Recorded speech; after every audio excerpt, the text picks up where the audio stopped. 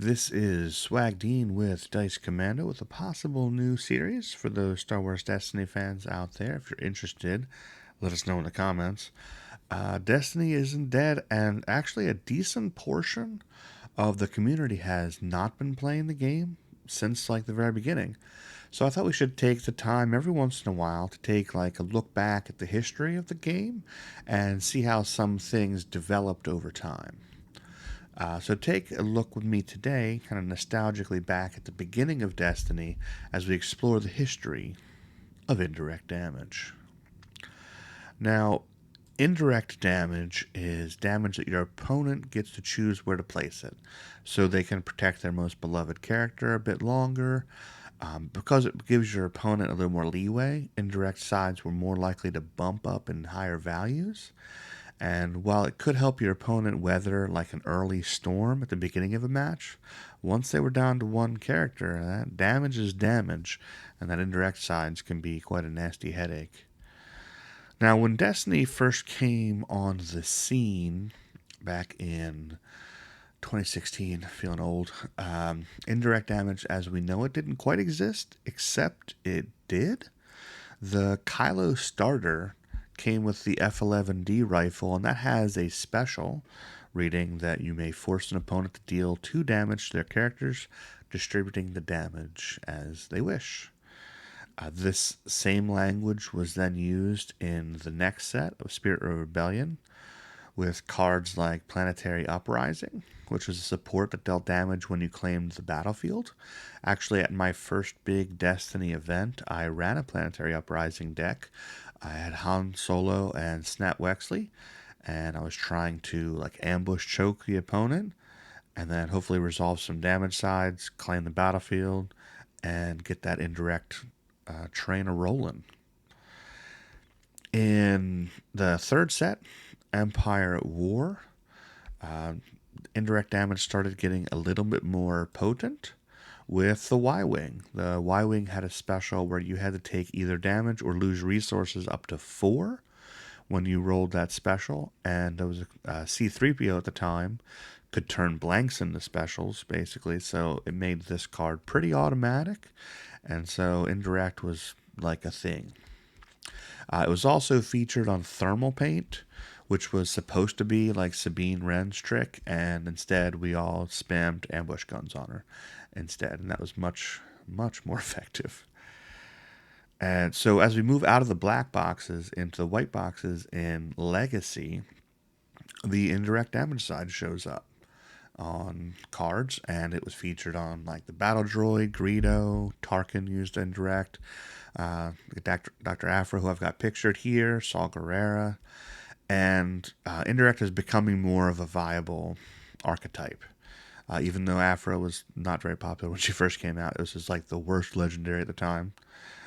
She eventually got really potent, and we got some big literal bombs with like the Resistance Bomber and the Pirate Speeder Tank. They had values up to 6 and 5 respectively for indirect damage.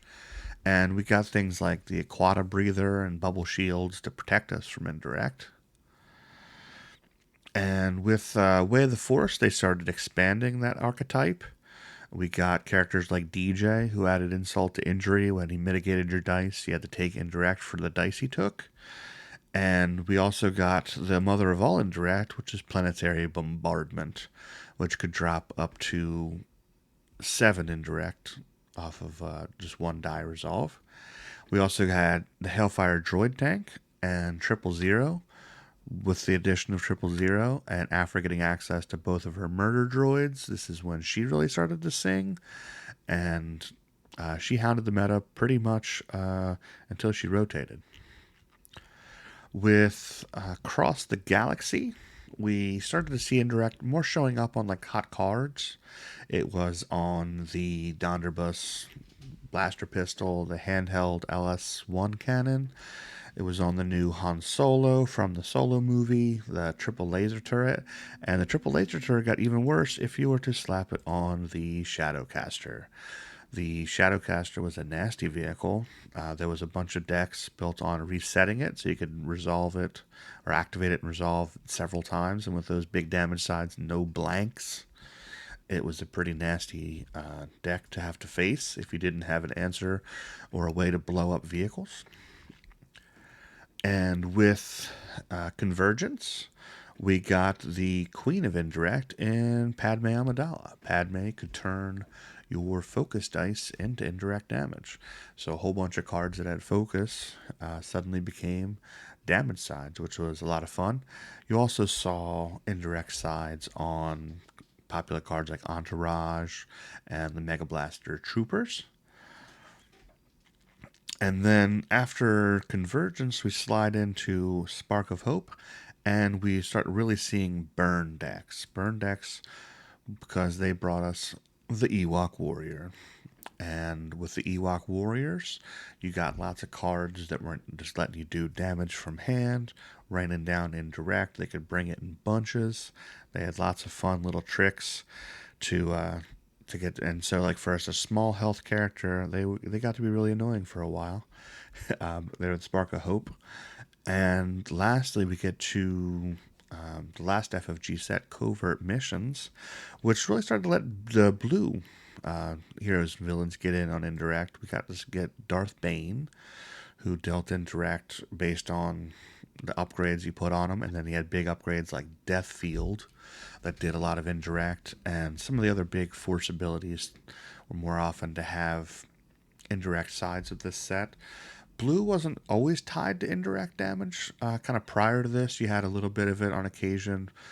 Probably more Yoda decks, because Yoda was good at ramping and focusing your vehicle decks that had a lot of indirect sides, but Darth Bane was starting to be able to bring that indirect out to us. And we also got the Indirect King in Commander Pyre, who got to deal indirect whenever he claimed or took control of the battlefield. And he was quite a nuisance right up through the end of FFG and the beginning of the ARH era. And if you did continue into the ARH, the new Renewed Hope fan-made sets that came out after FFG canceled the game, they supported indirect from the jump. They had a crazy Saw Gerrera in the very first set who had to take damage when he activated or when he rolled his dice. Every time he rolled his dice or turned them, and he was cheaper actually if you made him elite, which was a fun mechanic. We also had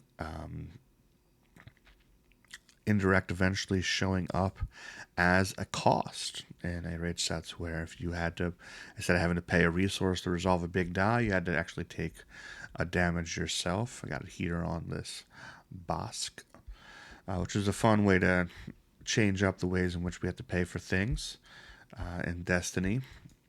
Indirect damage was also, it was a really interesting way to balance cards. Like I said, making it harder to spike your characters. A lot of people don't like it, when you have characters dying, round one, unless they're really low health. And Indirect did kind of seem to solve that while still giving the cards like teeth. They were worth playing if they had the indirect size, just because they did tend to be a little bit bigger. And I'm kind of hoping you guys enjoyed the stroll down memory lane as we looked at these indirect sides. Is there an indirect card that was your favorite that I didn't mention? Maybe you loved Rig Detonation. I know Andrew loved playing out the improvised explosives. Or maybe using it as in mitigation, like on Crash Landing.